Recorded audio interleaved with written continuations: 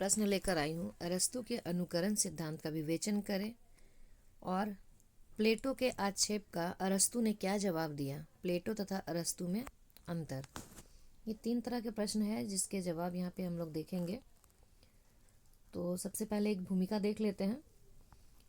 अरस्तु विश्व प्रसिद्ध दार्शनिक प्लेटो के शिष्य, विश्व विजेता सिकंदर के महान गुरु और साथ ही साथ पाश्चात्य काव्य शास्त्र के पितामह हैं। अरस्तु का समय काल 384 से 322 ईस्वी पूर्व तक रहा। अरस्तु प्लेटो के योग्य और प्रिय शिष्य थे। स्वयं प्लेटो ने अरस्तु की प्रतिभा से प्रभावित होकर कहा था, मेरे विद्यापीठ के 2 भाग हैं, एक है शरीर और दूसरा मस्तिष्क। मेरे अन्य सभी छात्र शरीर हैं और अरस्तु मस्तिष्क हैं। अरस्तु ने काव्य तथा नाटक से संबंधित अनेक सिद्धांत प्रस्तुत किए। यूनान की प्रगति के पीछे अरस्तु और उनके ज्ञान का बड़ा योगदान माना जाता है। अरस्तु का दर्शन शास्त्र, राजनीतिक शास्त्र, काव्य शास्त्र तथा भाषा शास्त्र पर समान अधिकार था। उन्होंने लगभग 400 ग्रंथों की रचना की, लेकिन इनके 2 ग्रंथ साहित्य शास्त्र पर लिखे गए हैं, काव्य शास्त्र या पोइटिक्स तथा भाषा शास्त्र या रिटोरिक। पोइटिक्स का यूनानी नाम पेरिपोएटिकेस है। अरस्तु से पूर्व प्लेटो ने अनुकरण सिद्धांत की विवेचना की थी, लेकिन अरस्तु का अनुकरण सिद्धांत प्लेटो के अनुकरण सिद्धांत से भिन्न है। प्लेटो ने काव्य को अनुकरण का अनुकरण बताया, परंतु अरस्तु ने कहा कि अनुकरण दृश्य वस्तु जगत की स्थूल अनुकृति नहीं है। अरस्तु का मानना है कि कवि अपनी रचना में हृदय को ज्यों का त्यों प्रस्तुत नहीं करता, या तो कभी उन्हें बेहतर बना देता है या निम्नतर। कवि की दृष्टि में अनुकरण मात्र आकृति और स्वर का ही नहीं किया जाता, वह आंतरिक भावों और वृत्तियों का भी किया जाता है। अरस्तु ने अनुकरण शब्द का किस प्रकार प्रयोग किया, इसका वर्णन अन्य विद्वानों ने अपने अपने ढंग से किया है। प्रोफेसर बूचर के अनुसार अरस्तु के द्वारा प्रस्तुत अनुकरण का अर्थ है सादृश्य विधान के द्वारा मूल वस्तु का पुनराख्यान। प्रोफेसर मूरे के अनुसार अनुकरण अर्थ सर्जना का अभाव नहीं अपितु पुनर्सर्जना है। प्रोफेसर गिलमरे के अनुसार जब आपने मन में कोई चिंतन किया तो वह आपका मूल है, जब आपने उसे आकार प्रदान किया तो वह अनुकरण है। अतः आत्माभिव्यक्ति करना भी अनुकरण है। अरस्तु ने बताया, अनुकरण त्याज्य चीज नहीं है, ज्यों का त्यों बताने वाली वस्तु नहीं है। अनुकरण सृजन है। प्लेटो का अनुकरण त्याज्य, अरस्तु का अनुकरण ग्राह्य है, हे है। प्लेटो का अनुकरण यथावत, अरस्तु का अनुकरण को एक बार फिर से देख ले, ये यहाँ पे बीच से डिवाइड है। प्लेटो का अनुकरण त्याज्य है, हे है, और अरस्तु का अनुकरण ग्राह्य है। प्लेटो का अनुकरण यथावत अंकन है और अरस्तु का अनुकरण को आत्मव्यंजन, पुनः उत्पादन, नवीन सृजन मानते हैं। सत्य की छाया का अनुकरण, और जो अरस्तु का जो है वो हृदय की भावना का अनुकरण है। प्लेटो उसको दर्शन से जोड़ते हैं और अरस्तु उन्हें नए अर्थों में स्वतंत्र अस्तित्व से जोड़ते हैं। जैसी वस्तु बनाते हैं अनुकरण है, दूसरा पुनः सृजन करते हैं तो वह भी अनुकरण है। जैसे 1000 किताब का उत्पादन हुआ, वो बिक गई, पुनः मांग पर और 1000 किताब छपी, तो यह अनुकरण है। एटकिंस कहते हैं अनुकरण का अर्थ सृजनात्मक है। वे कहते हैं अनुकरण एक सृजनात्मक दर्शन की प्रक्रिया है। अनुकरण एक तरह से पुनः सृजन ही है। लिटरेरी क्रिटिसिज्म में इन्होंने अरस्तु के अनुकरण की सराहना की है। मौलिक ईश्वर है, बाकी सब कुछ अनुकरण है। ऐसा कहा गया है कि जो ईश्वर है वही मौलिक है, वही चीज़ों को नए तरह से बनाते हैं, बाकी सब कुछ देखकर ही बनाया जाता है, अनुकरण ही है। स्टॉक जेम्स, काव्य में अनुकरण से अभिप्राय साहित्य में जीवन का वस्तुपरक अंकन है। साहित्य में जीवन का जैसे का तैसे रख देना अनुकरण है। रामचरितमानस में तुलसीदास ने ज्यों का त्यों वर्णन किया है, जैसे उनके मन में आया उन्होंने वैसे ही वर्णन किया है, कहने का मतलब है यहाँ पे। और अनुकरण को जीवन का कल्पनात्मक पुनर्निर्माण माना है। एवर क्रोम्बे, अरस्तु ने अनुकरण शब्द का प्रयोग उस काव्यात्मक प्रक्रिया के लिए किया है जो कला के लिए चलती रहती है। जैसे कफन, पूस की रात, ईदगाह, बूढ़ी काकी, गरीबी का चित्रण है। कहानी के भीतर कहानी, कला के भीतर कला चलता रहता है। आप देखेंगे तो जैसे कोई एक चीज़, अगर कोई एक कहानी देखे, कफन, उसमें भी एक कहानी है, कहानी के अंदर भी कहानी चलता रहता है। फिर उससे चीज़ों को लिया गया, उसको जोड़ा गया, फिर पूस की रात में चीज़ों को दिखाया गया, ईदगाह में दिखाया गया। तो कुछ ना कुछ चीज़ें एक दूसरे से लिंक करती है, एक दूसरे का उसमें चित्रण दिया रहता है, तो अनुकरण ही होता है वो। उसमें यहाँ पे यही कहा जा रहा है कि अनुकरण जो है वो एज इट इज़ नहीं होता है, लेकिन किसी चीज़ को देख कर, उससे कुछ सीख कर और फिर हम अपने तरह से उसको बना दें, तो वो अनुकरण है। सभी विद्वान अनुकरण के समर्थक हैं।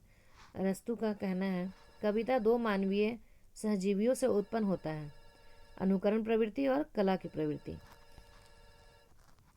एक अनुकरण की प्रवृत्ति होती है और दूसरा कला की प्रवृत्ति होती है। अब अनुकरण की प्रवृत्ति क्या होती है? किसी की आवाज़ बनाना, उसकी नकल करना, अनुकरण करना हमारी सहज वृत्ति है। जब हम बच्चों को के साथ खेलते हैं तो हम उसकी तरह तोतली भाषा में बोलने की कोशिश करते हैं। अनुकरण की आदत हमारी प्राकृतिक स्वभाव है। जैसे जॉनी वॉकर, जिनका असली नाम बदरुद्दीन था, एक बस कंडक्टर थे। वे बस में लोगों की मिमिक्री करते थे। मिमिक्री करना यानी कि दूसरों के आवाज़ की तरह आवाज़ निकालना। आप सब जानते हैं जॉनी वॉकर जो है वो एक फिल्मी कलाकार हैं। तो ये अनुकरण है और ये हमारे स्वभाव में होता है। हम दूसरों को देखकर उसका अनुकरण करते हैं और उस प्रवृत्ति को अपनाते हैं। कला की प्रवृत्ति का अनुकरण, किसी कलाकार से प्रभावित होना, गाने के अनुकरण द्वारा दूसरा गाना बनाना। आधे अधूरे मोहन राकेश का एक किताब है और उसको देखकर विष्णु प्रभाकर ने टूटते परिवेश बना डाला, लिख डाला। तो ये अनुकरण है। हम किसी के घर गए, उनके गोभी के पकौड़े खिलाए, घर आकर मैंने भी गोभी के पकौड़े बना लिए, ये भी अनुकरण है। अनुकरण का परिणाम अनुकार्य, अनुकरण का परिणाम अनुकार्य होता है। यहाँ पे एक इम्पॉर्टेंट पॉइंट है ये, इसको भी समझ लें कि अनुकार्य क्या होता है। एक ने पराठा बनाया और उसे देखकर दूसरे ने भी पराठा बना लिया। पराठा बनाना अनुकरण है और वह पराठा जो है वो अनुकार्य है।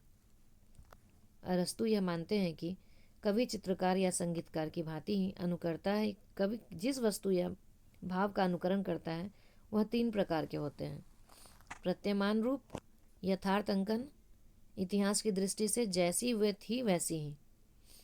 प्रत्यमान रूप इसको कहते हैं, जैसी वो थी वैसी ही बना दिया गया, यानी यथार्थ अंकन, एज इट इज। दूसरा है संभाव्य, जैसा उसे कहा या समझा जाता है या माना जाता है। ये समाज की दृष्टि से होती है।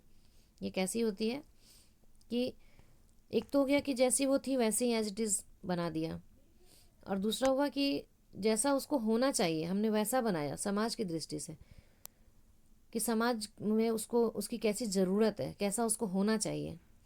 और तीसरा आदर्श के रूप में, कि जैसा उसे होना चाहिए आदर्श की दृष्टि से।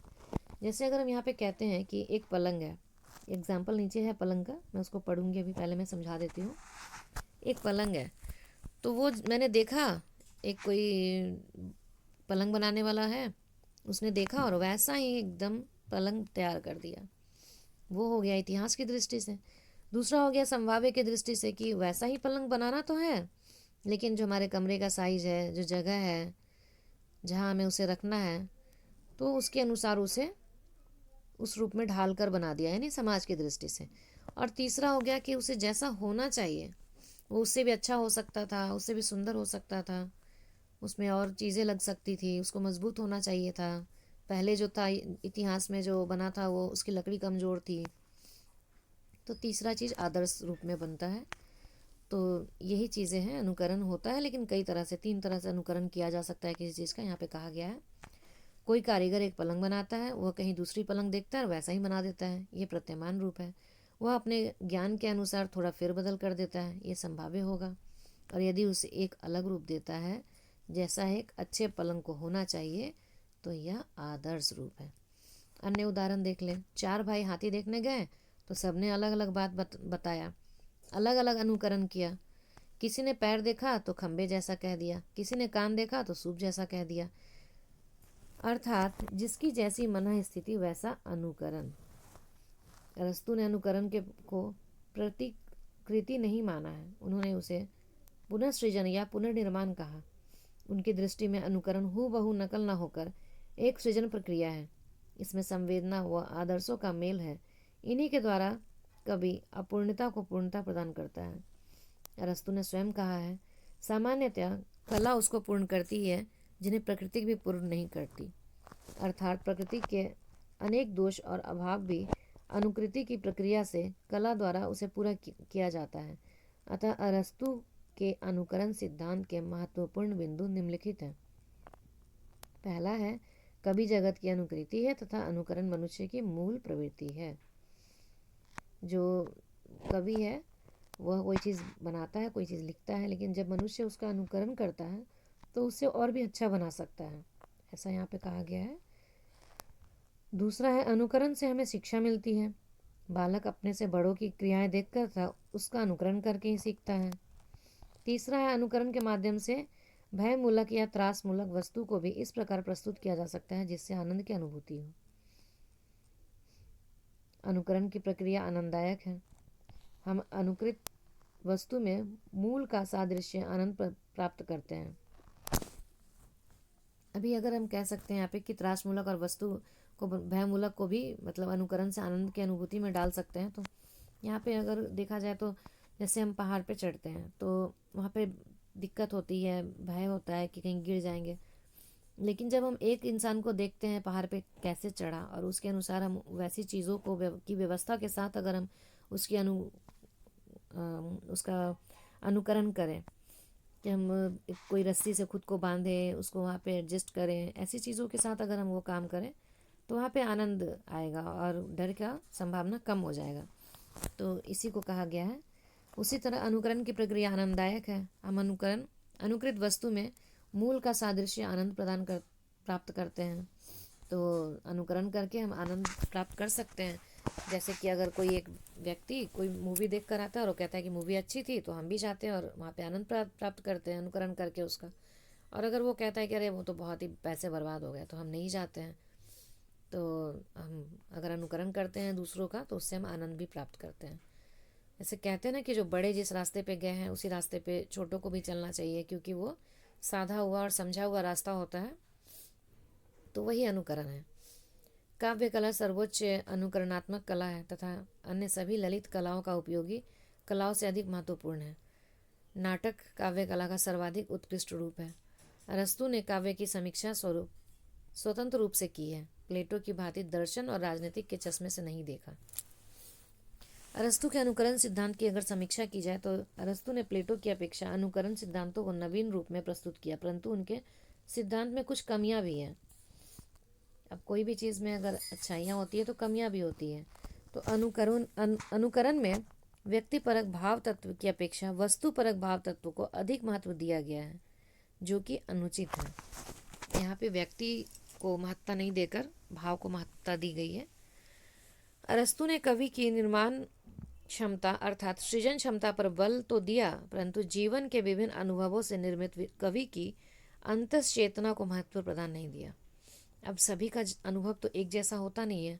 सभी व्यक्ति अलग अलग तरह का अनुभव करते हैं और उसके अनुसार अगर कोई चीज़ किया जाए तो उस पर ध्यान नहीं दिया गया है कि वो कैसे फिर उसका निष्कर्ष निकलेगा।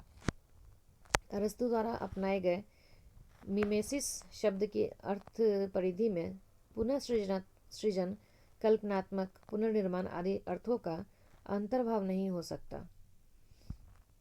इनमें थोड़ा थोड़ा डिफरेंस है, ये सबको एक तरह से हम नहीं कह सकते हैं। यहाँ पे ये कहा गया है। अरस्तु ने आंतरिक अनुभूतियों को भी अनुकरण की बात कही है।